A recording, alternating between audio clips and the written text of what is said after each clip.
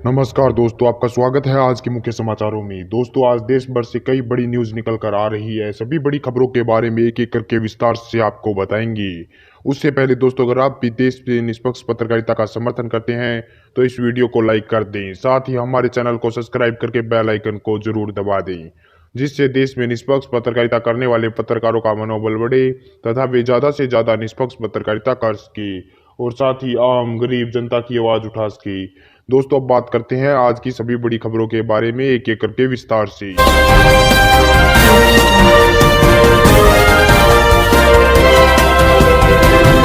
नेपाल से मोदी सरकार को एक और बड़ा झटका। नेपाल ने भारत से सटे बॉर्डर पर तैनात की आज अपनी सेना। होल्डिंग कैंप भी बनाए। जहां दोस्तों आपको बता दें, ये बहुत बड़ी खबर सामने निकल कर आ रही है कि भारत चीन सीमा विवाद को देखते हुए नेपाल ने आज भारत से सटे बॉर्डर पर अपनी सेना तैनात कर दी है और होल्डिंग कैंप भी बनाए हैं। वहीं आपको बता दें कि इसकी जानकारी अभी तक भारत सरकार को नहीं दी गई है, लेकिन भारत सरकार ने कयास लगाया है कि सेना प्रवासी नेपालियों के स्वास्थ्य की जाँच करते हुए उन्हें इन कैंपों में ठहराएगी। वहीं आपको बता दें कि भारत से सटे नेपाल के समीपवर्ती जिलों में कोरोना संक्रमण की स्थिति को देखते हुए नेपाल सरकार ने सीमा क्षेत्र में सेना तैनात करने का निर्णय लिया है। लेकिन इसके पीछे कुछ और ही बात बताई जा रही है। वहीं नेपाल 9 जून को संसद में विवादित नक्शे पर संविधान संशोधन करेगा, जिसके जरिए नेपाल सरकार ने भारत पर आरोप लगाया था कि भारत ने नेपाल के 3 क्षेत्र लिपियाधुरा, लिपुलेख और कालापानी को जबरदस्ती कब्जा कर लिया है और नेपाल अब इन क्षेत्रों को भारत से वापस लेकर रहेगा और नेपाल 9 जून को अपने संविधान में संशोधन करेगा, जिसके बाद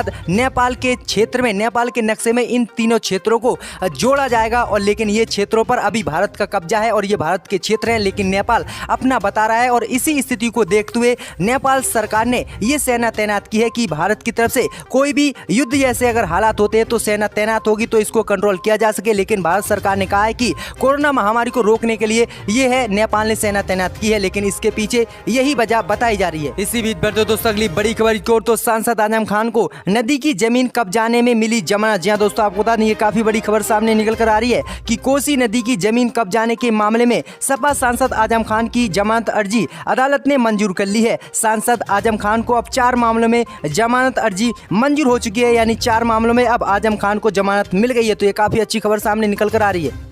इसी बीच बढ़ते दोस्तों अगली बड़ी खबर की ओर। तो उत्तर प्रदेश के मुख्यमंत्री योगी आदित्यनाथ ने कहा कि तबलीगी जमात ने फैलाया, पूरे देश में कोरोना नहीं फैलता इतना तेज। यहाँ दोस्तों आपको बता दें कि उत्तर प्रदेश के मुख्यमंत्री योगी आदित्यनाथ ने एक बड़ा बयान दिया है, जिसमें उन्होंने फिर से एक बार तबलीगी जमात को निशाने पर लिया है। जहाँ दोस्तों आपको बता दें कि उत्तर प्रदेश के मुख्यमंत्री योगी आदित्यनाथ ने कहा कि कोरोना के खिलाफ समय से जो भी प्रधानमंत्री मोदी ने फैसले लिए उससे कोरोना महामारी की स्थिति काफी नियंत्रण में रही। प्रधानमंत्री जी का मार्गदर्शन हमारे लिए महत्वपूर्ण है। वहीं योगी आदित्यनाथ ने कोरोना के खिलाफ मार्च से ही तैयारी शुरू की गई थी, ये कहा था। वहीं योगी आदित्यनाथ ने कहा कि उत्तर प्रदेश में और पूरे देश में तबलीगी जमात चुनौती बनी और तबलीगी जमात ने पूरे देश और प्रदेश में कोरोना वायरस फैलाया, क्योंकि तबलीगी जमात के लोगों ने बीमारी छिपाई और बीमारी जिन भी तबलीगी जमात के लोगों ने छिपाई उनके खिलाफ कड़ी कार्रवाई की जाएगी और उन सभी तबलीगी जमातियों को कीमत चुकानी होगी। तो योगी आदित्यनाथ ने साफ कह दिया कि तबलीगी जमात ने ही पूरे देश में कोरोना फैलाया और उनकी वजह से ही उत्तर प्रदेश में भी कोरोना महामारी बहुत तेजी से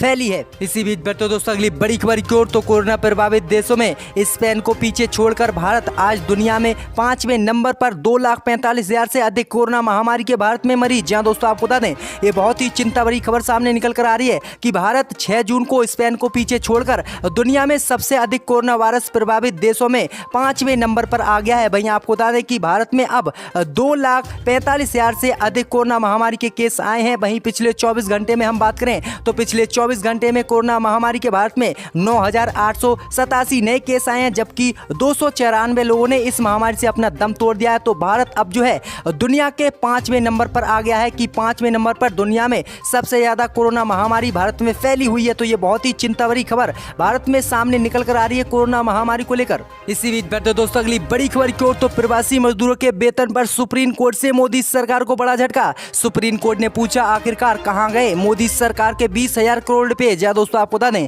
कि लॉकडाउन के दौरान कारखानों में लगे प्रवासी मजदूरों के वेतन और मजदूर के भुगतान के सवाल पर केंद्र की मोदी सरकार को सुप्रीम कोर्ट से बड़ा झटका लगा है, क्योंकि केंद्र की मोदी सरकार ने सुप्रीम कोर्ट में कहा था कि नौकरी देने वाले और करने वाले के बीच का मसला है ये, लिहाजा हम इस मसले में उचित दखल नहीं देना चाहते। लेकिन मामले की सुनवाई करते हुए सुप्रीम कोर्ट ने कहा कि आपकी मोदी सरकार एक और तो दावा कर रही है कि आपने कामगारों मजदूरों की जेब में पैसे डाले हैं, वो 20,000 करोड़ रुपए आखिरकार कहां गए, किस मजदूर के खाते में केंद्र की मोदी सरकार ने ये पैसे डाले हैं, जिसके बाद अभी तक प्रवासी मजदूरों को वेतन नहीं दिया गया है और उनकी जेब में 1 रुपया भी नहीं गया है, जिसके बाद मोदी सरकार को जवाब देना महंगा पड़ गया और मोदी सरकार को सुप्रीम कोर्ट ने फटकार लगाई। जिसके बाद मोदी सरकार ने कहा कि अब हम किसी भी प्रवासी मजदूर कामगार से किसी तरह का कोई चार्ज नहीं लेंगे और उन्हें फ्री में हर चीज उपलब्ध कराई जाएगी, उनके घर भी उन्हें फ्री में भेजा जाएगा और उन्हें जिस चीज की भी जरूरत होगी उसे सरकार अब फ्री में उपलब्ध कराएगी। तो ये काफी बड़ी जो है झटका दिया है सुप्रीम कोर्ट ने मोदी सरकार को।